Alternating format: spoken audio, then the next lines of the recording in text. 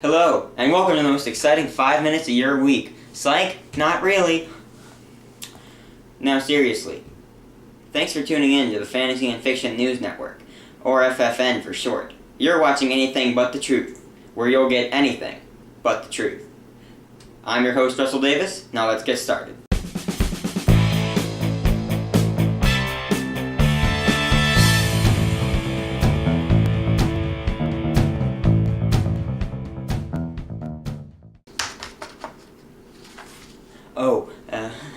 Sorry. Hello again. Ladies and gentlemen, our top story tonight involves something very near and dear to our hearts here at Anything But the Truth. Computers, or more specifically, their operating system. That's right, ladies and gentlemen. This week, we're taking a look at Microsoft's announcement of their new operating system, Windows 8. Yes, at a tech expo earlier this week, Bill Gates got up on stage in front of thousands of journalists and fans alike to announce the legendary software company's new operating system, Windows 8. Bill announced that they're putting the finishing touches on it now, and that it should be in stores sometime in early 2012. He then said that the previous statement was all bull, and then opened up the floor to questioning. Obviously, one of the first questions that popped into everyone's mind was, how much will it cost? Bill answered back with, way too much, you can count on that. Bill was then asked why the company felt the need to update the software now, as opposed to maybe a year or two after Windows 7's release date.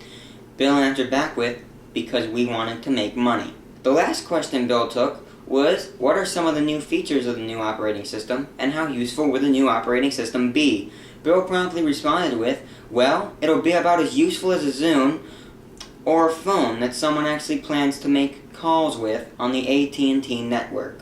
The last question Bill took was, what was the hardest part of designing the new software? Bill answered back with, the name. Bill then got up. But before he walked off the stage, he threw some money down into the screaming pit of people below and watched them scramble for it like stray dogs scramble for a pork chop. He then climbed straight into his limo and drove off. Unfortunately, much like a Microsoft computer, 3 seconds later, Bill's limo crashed.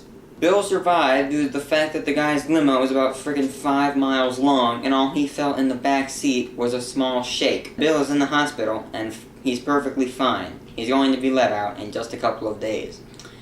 Yes, days. Because apparently a shake of the seat means that you need to be put in the hospital for days if you're Bill Gates.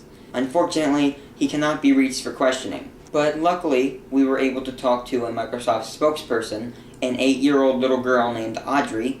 I'm pretty sure that violates some type of child labor laws or something, but, whatever, we talked to her anyway. We asked her what some of the new features would be, and this is what she had to say. Oh, nothing. It just costs more. Well, ladies and gentlemen, that just about wraps it up for tonight's top story. But up next, we ask, is the news becoming more about the advertisements in between segments than it is about providing the general public with actual news? We'll answer that question right after these words from our sponsors.